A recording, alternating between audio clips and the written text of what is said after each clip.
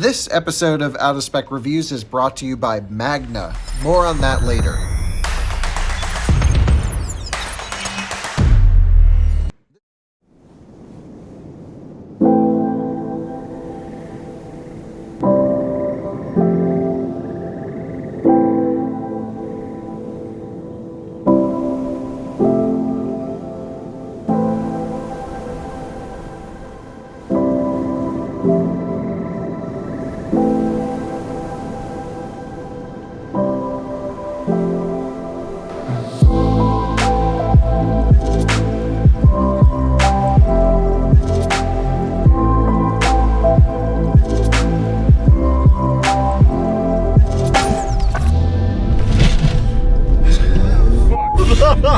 Jesus. Good morning. Oh my God. Welcome to the party. Hey, welcome back to another Out of Spec Reviews video. And a very windy day right by downtown Denver.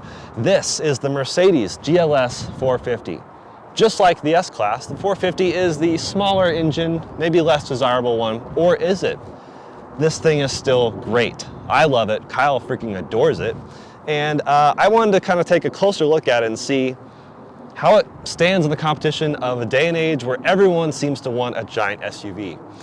Maybe Mercedes is your flavor and this is what you get. This is the biggest SUV Mercedes makes, I guess other than the Maybach GLS, but 3 rows, 6 seats in this one. You can option it with a 7-seat with the bench in the middle. And sure, it's a bit pricey.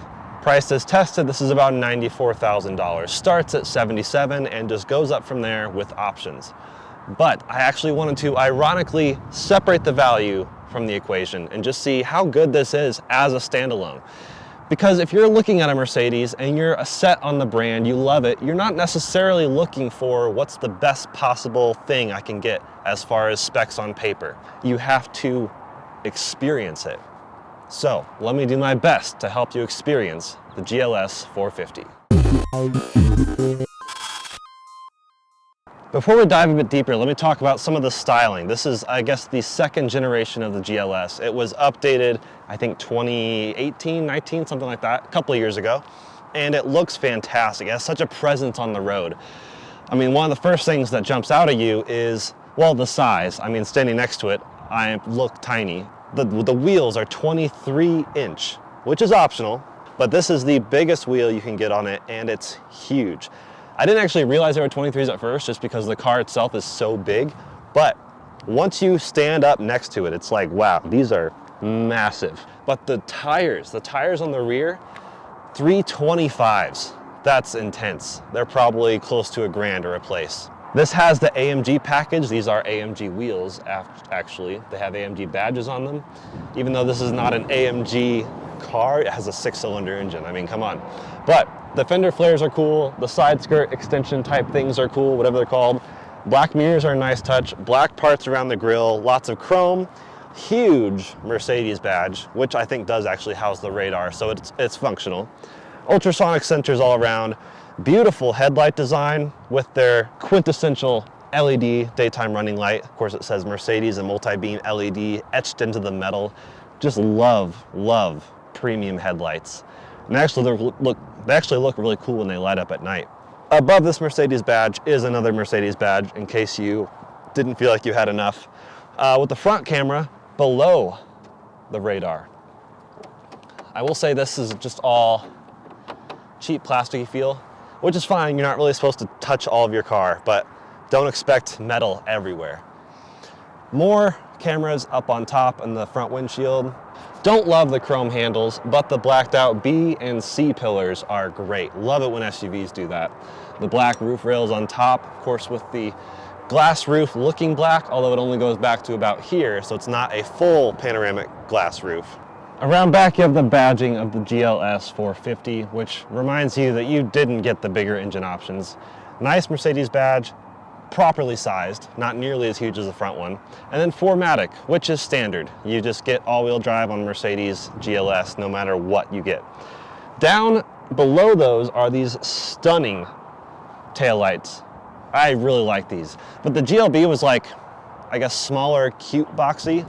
This is like bigger, aggressive boxy. Not nearly as boxy as the G-Wagon itself, but this is like luxury elegant boxy. I'm losing you. Anyways, these taillights are magnificent. Beautiful LED structures right there, kind of in these smoothed out trapezoidal designs, and then 3 aggressive lines right there.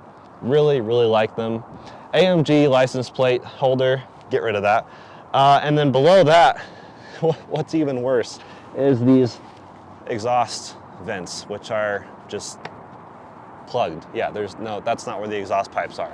They're actually, just dumps out the bottom right here. So on both sides though, it is dual exhaust, which is great. So they're not lying about that. This trunk though, let's talk about that. There's a lot of ways to get into this. You have a button on the door on the driver's side. You can of course do it on the key. You can just press and hold this button right here. There's a button just underneath the Mercedes logo. Nice big button right there. Or my favorite option, for when you have your hands full of groceries. Now we get into the back, which is, 3-row, but decent amount of space. It's not exactly class leading, but it's got one of the better scores in the class. You have about 17 cubic feet behind the 3rd row. Fold down the 3rd row, which is power operated on both sides. Actually, 3rd row is the power operated on the right side. 2nd row is power operated on the left side. So fold the 3rd row down, you get 48 cubic feet of storage, which is solid. Fold down the 2nd row, which you can do with these buttons over here, and you get 84 cubic feet, which is massive. Most of us out of spec don't tend to love the sports coupe styling of some SUVs, so I'm glad they kept this boxy because that's very usable space. You can even raise or lower the car with this button back here to make accessing this a bit easier, which it's lowering right now, I think. Yep, it is. So, love that. Very usable space. Let's go take a look under the hood before we get this monster on the road. Opening the hood's pretty easy. You just pull a lever underneath the driver's side near the kick plate and then pull this up right here on the left. Nice hydraulic hood, huge hood. I mean, this thing is massive and it feels very heavy too. You can see it kind of blowing around, so I'm gonna hold on to it. It is very windy. Hopefully the mic's catching everything okay. But yeah, 6-cylinder right there, bad boy. That puts out 362 horsepower, 369 pound-feet of torque by itself. But the trick of the pony, just like the S-Class, is the 48-volt mild hybrid system attached to this, which we can't see at all from right here, but it is down between the engine and the transmission. 9-speed, something-tronic transmission. It's the same thing that's in the S-Class. That mild hybrid can add 21 horsepower or 184 pound-feet of torque at any given moment. It's a great system. When this thing fires up, you don't even notice. There's no starter motor. It's just immediately on, which is awesome. So that helps, especially in sport mode too. It really adds electric assist while the turbo's spooling up and the turbo takes over. We'll get more into that in the driving, but really cool. Interesting carbon fiber accents here. Not sure why. I mean, I guess it's functional, because why would they do this if it's not even visible? So I guess they shaved some weight with the carbon fiber here, which makes me wonder what other carbon fiber is hidden throughout the car. Well, let's go take a look on the inside, show you a couple things, and we'll get this bad boy on the road. This episode is proudly brought to you by Magna. Magna is a mobility technology company that is super unique because they touch every aspect of almost every car in the market, especially a lot of electric vehicles, and they even can produce vehicles from the ground up. Now, you may remember I shot a series just recently testing some of their new electric vehicle powertrains, so stay tuned for a lot of Magna content to come. We're going to be going in depth with some really interesting topics with these guys, and Out of Spec wants to thank Magna for sponsoring this review and tons of other videos to come right here on Out of Spec. We look forward to working with Magna to define and find out what the future of mobility looks like.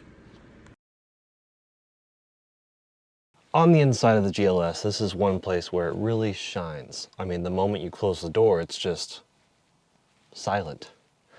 I'm going to fire it up now, break the silence with the roar of that V6.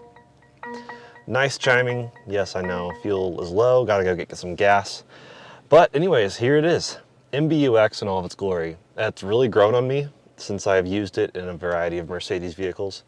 And it's fairly intuitive, fairly. I feel like there's still a learning curve with certain things like how to adjust some things on the driver gauge faces, but I've really grown to love the way that steering wheel controls adjust pretty much everything, even the heads-up display. You're effectively met with 3 screens. These are both 12.3 inch, and then I'm not sure how big the heads-up display is, but it's almost as big as these, so it's, you know, phenomenal. Phenomenal to use, good to look at, very nice quality screens.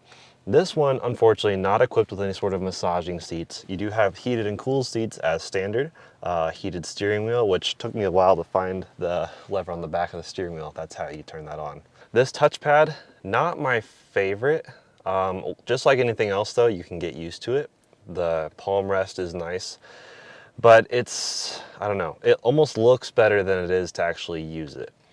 For most things, I would just use my hands or the right side of the steering wheel to control everything.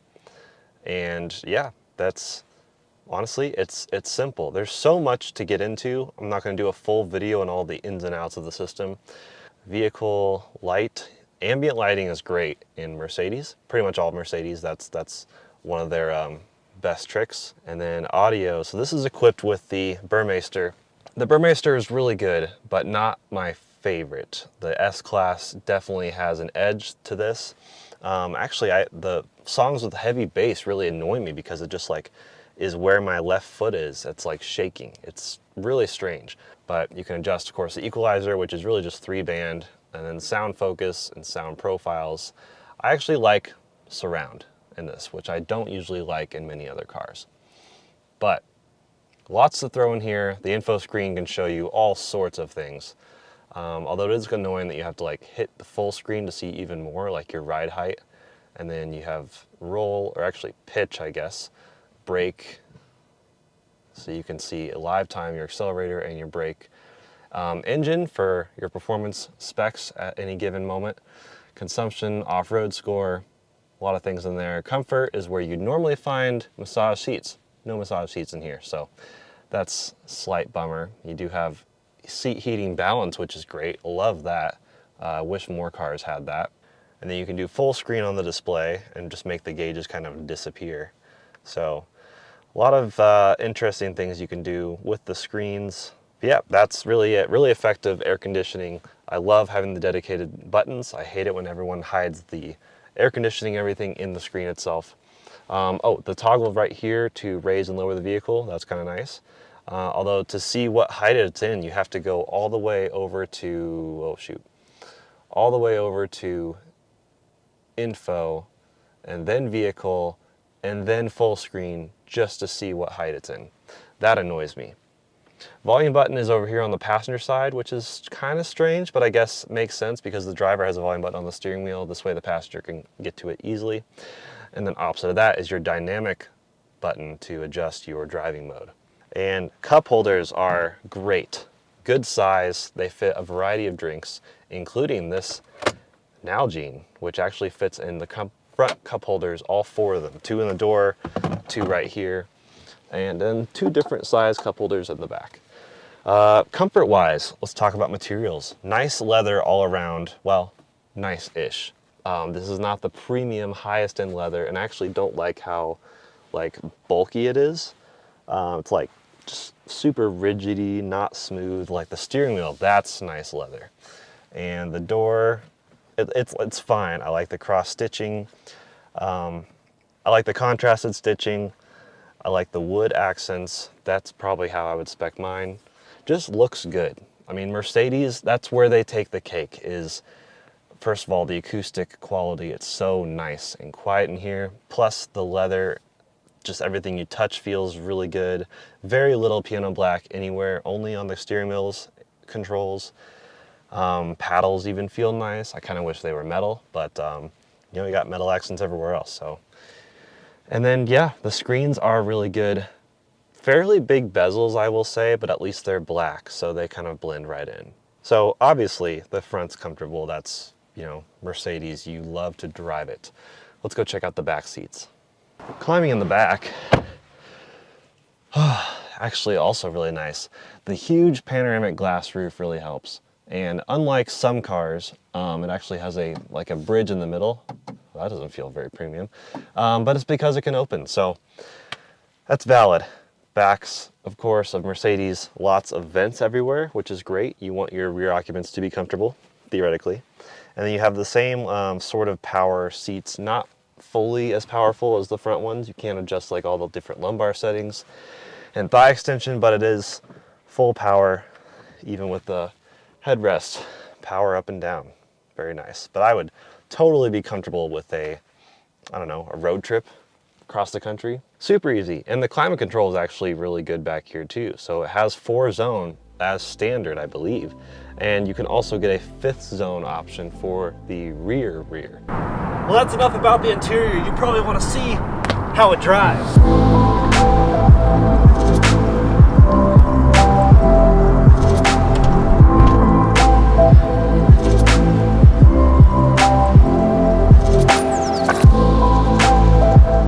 Well, you joined me in the GLS downtown Denver doing some city driving. I kind of wanted to see how this car did in the city in heavy traffic environments. It's really not that heavy of traffic right now, but turn on my air-conditioned seat here, standard. And yeah, just going to cruise around a bit, talk about what it's like driving this car. I feel like a perfect use case would be going to one of your favorite restaurants in downtown, show up, let them valet and park it for you. But the actual act of getting to that restaurant, this is a lovely place to be. Downtown is noisy, it's boisterous. The Mercedes is not. It's so quiet in here. You pull up to a stop sign, stoplight, the car just, boom, off. And it's just so quiet. The person behind me is blaring music, I can tell, but it's not annoying me. What is annoying me though is these gauges. I gotta change those back to the standard ones, whatever that's called. Classic, that's right. Ah, that's much better. Okay, so how is it, engaging with MBUX while driving? I mean, you first and foremost want to make sure you're keeping your eyes on the road, being aware, being safe. But the touchpad is decent. It has haptic feedback to let you know how you're interacting with it. But the clicking, I don't know. I've never liked these touchpads. Lexus has done them a lot. Other cars too. I would just rather use the steering wheel itself. These controls seem to work great. And it's very intuitive. And that way your hand is on the wheel, which I think is even safer. Then you turn a corner, and if you need to do an evasive maneuver, just foot down, boom. Very, very comfortable. Even in comfort mode, it can get up and go, but of course sport mode gives you even more action. We'll hit the canyons later.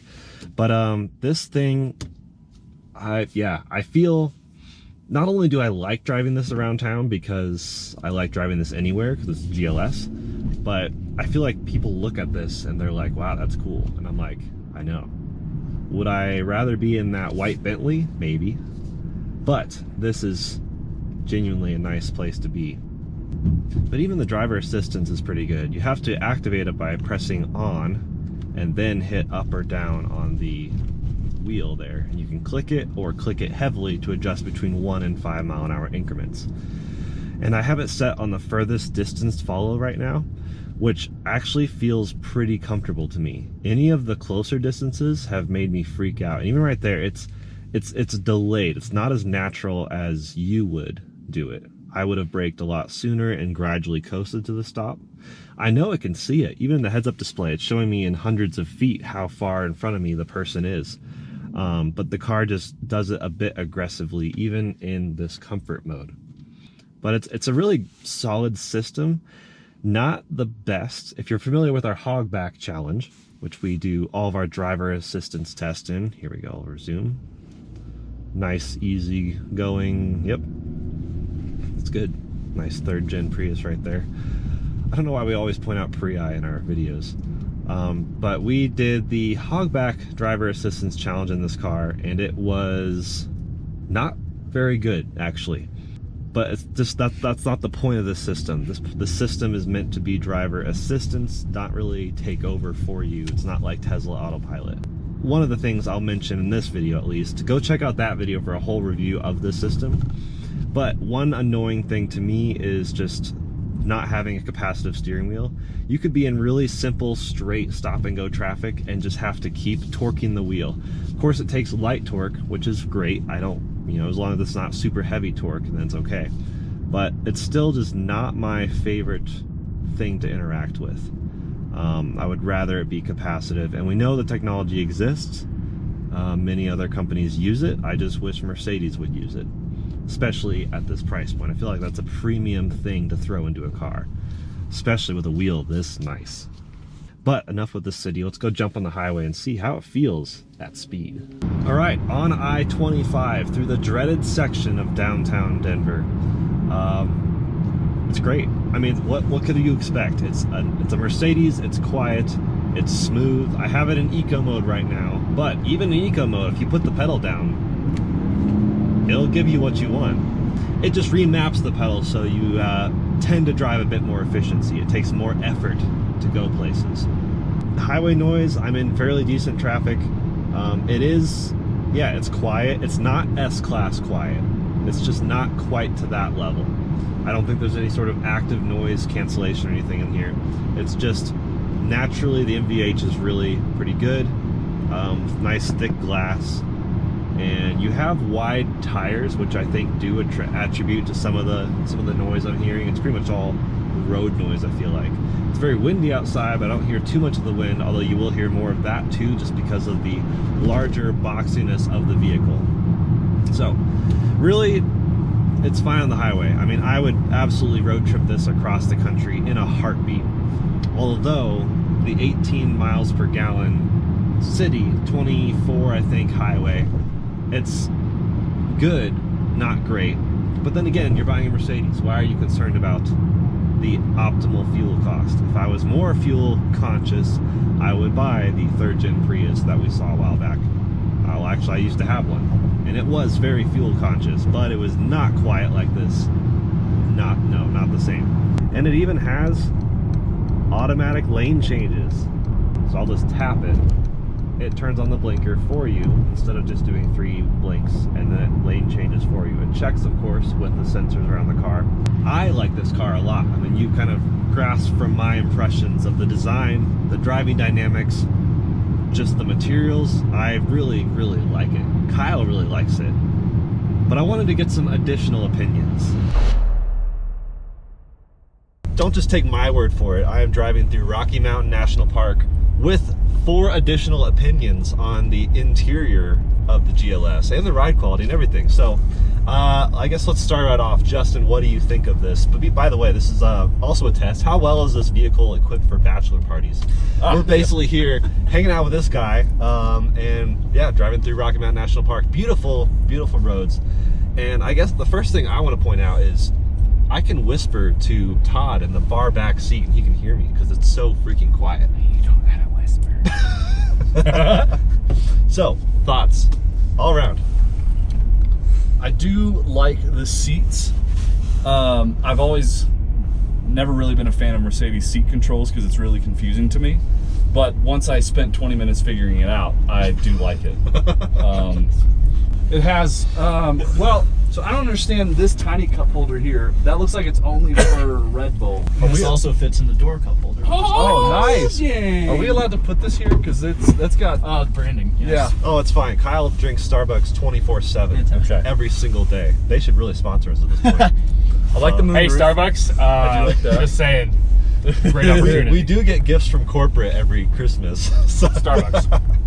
Yeah, the glass roof's great, especially in the mountains. You can like look up and see the mountains through the roof. I think it's cool that it actually moved that.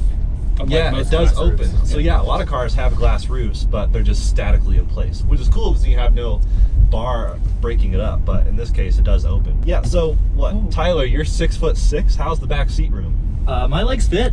Nice. We didn't have to cut them off, so... Correct. I even fit in the far back. I was not uncomfortable. Todd, how's the far back? So, my legs are short, just as a general rule. So now I'm touching Rob's seat right now, although he's reclined. but I'm all torso. Yeah. And my head still has clear Nice. at least a couple inches to the roof. So it's pretty good space, especially for a third row seat. Yeah, so it's a 6-seater. It can be equipped with 7, so the middle could have been a bench seat. I think it's a no cost that you just choose captain's or bench seat.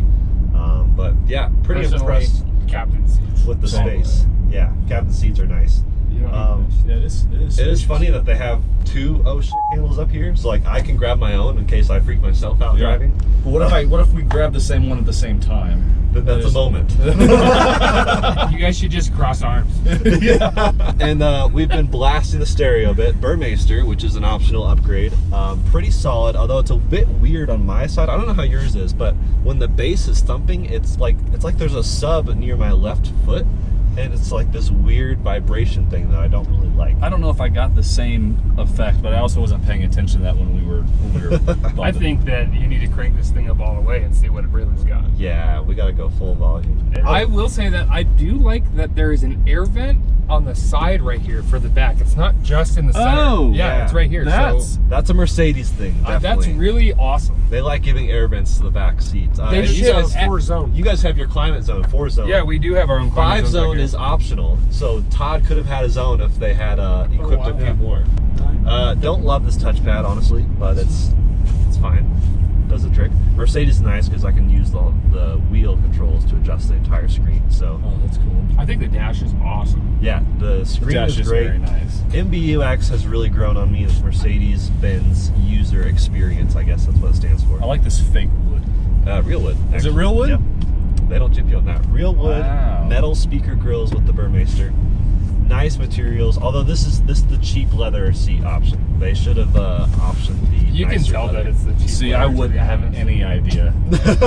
It's not cloth, it's great. That's why we bring in more opinions. So, before we get to the canyons, let's start with lunch. And let's see if Mercedes can take us there.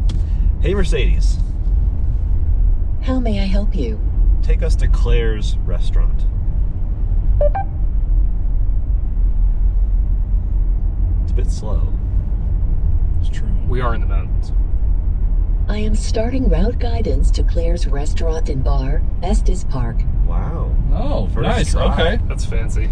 And also, a funny thing that we noticed was I have another button. So Justin has heated and cooled seat controls. I have heated and cooled seat plus R, which stands for, I guess, right. And now my controls control his seat. You gonna lean back? Hey, you're getting too close to me, bud.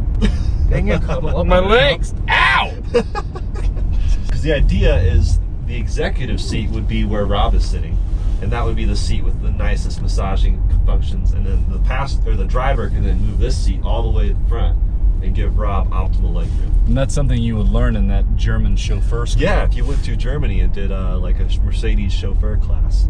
I definitely think that functionality is just there to mess with your significant other. Yeah. That could also be true. Concurred. How to make them mad. All right, let's get lunch. All right, lunch was great. Claire's, highly recommended if you're in the Estes Park area. Yes. And now we are basically in the canyons, ripping it up. There's some traffic, of course, but that's to be expected. And we've been in comfort mode, enjoying life, but I'm going to switch it to sport mode, which will stiffen the dampers, lower the car a bit, and really make it incredibly planted. And I think everyone agrees it feels more planted than it should, because So planted. heavy 3-row SUV, Like and a we're plant. shredding corners. No, but we've taken some aggressive corners. It's at Yeah. zero Yeah. body roll. Yeah. It's amazing. I've only pooped myself a little bit. Some poo shot out just then. Jack's ex-wife. Tyler is now in the back seat with you're 6 foot, what, 6'6"? So? Yes, I realized I didn't mention when I said the legroom was nice. It's because I sit sideways. I cannot sit straight because the legroom is not that nice. But because we have captain's chairs, you have this beautiful area to stretch your legs out between the seats, right? Actually, that's not bad. Nice. Yeah, he's fine now. Yeah. And now I fit.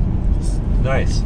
And then I have the heads-up display, which no one else can really see, but it's showing me so much information, including feet in front of me, how far the car is, my speed, my pitch and roll percentage.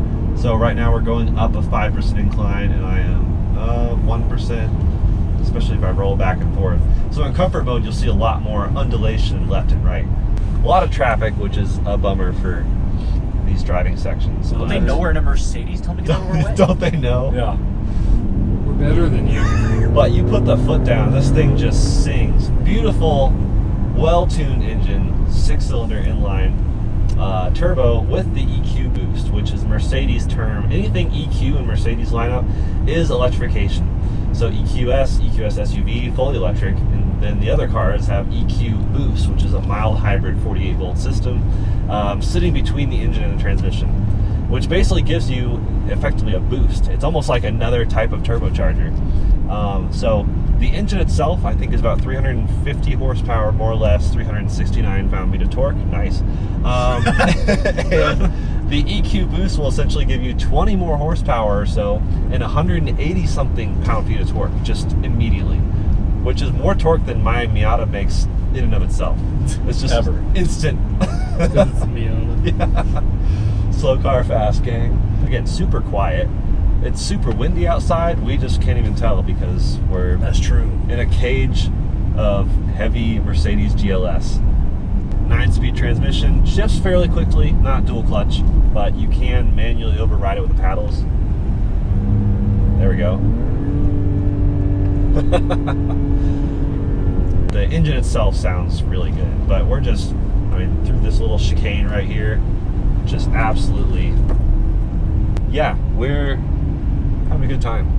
Something else to note while you're driving is the cool info screen. So MBUX has built in the info section, which shows you vehicle, which is this, and if you actually expand it, it'll actually show you we are at -1 on the suspension height in sport mode, and it even shows our degree of steering, our acceleration and braking. So we got 12% brake, 100% acceleration, and even the G-force, which is represented by these concentric circles. And you can see the suspension kind of wobbling a bit, not very much because it's the stiffer setting, but if you switch to comfort mode, for example, you'll just see kind of the undulations in each suspension and which wheels are running. So this is rear wheel drive biased, so if I just kind of accelerate right here, that did all wheel drive, but if we're just kind of cruising or almost coasting with a little bit of throttle, it'll do just the rear wheels, and it's really well situated.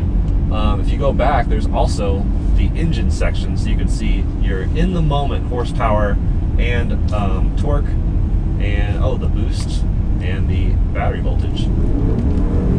So there's almost 12 pounds of boost. That does not get old. That makes me feel things. Tyler's enjoying it in the back. Consumption, yeah, pretty good, although we've been downhill like most of this. But this car is rated pretty well. I think 18 city, like 24 highway. For a big 3-row SUV, that mild hybrid does help a little bit with that.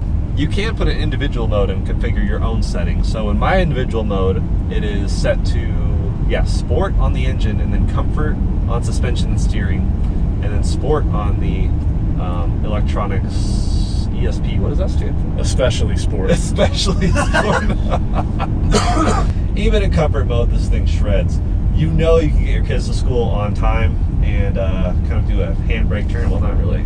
So the fact that this is this comfortable on 23s is crazy. That's like the second biggest wheel in the industry. I think only beaten by the 24s on the new Chevy Silverado EV.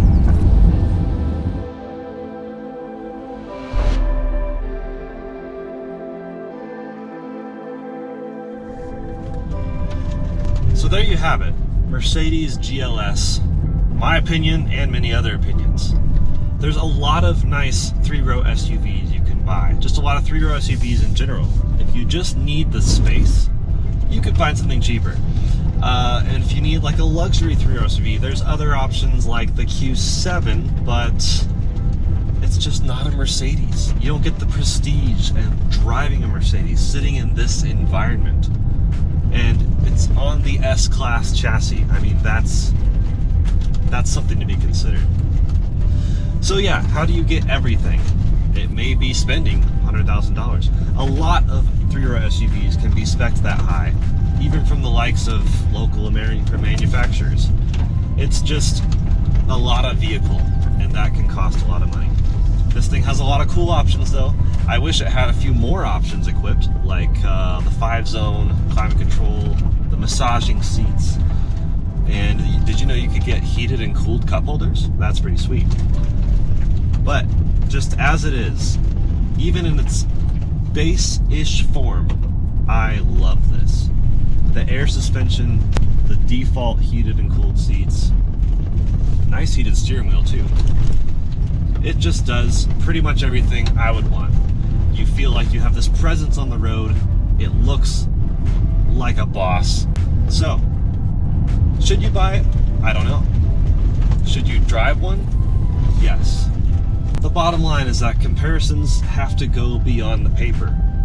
Just looking at everything specs-wise, online, comparing cars apples to apples, based on what's on paper, that's one step of the process, but you have to get behind the wheel. You have to experience the car in all of its glory or lack thereof. Thank you for watching. Goodbye for now.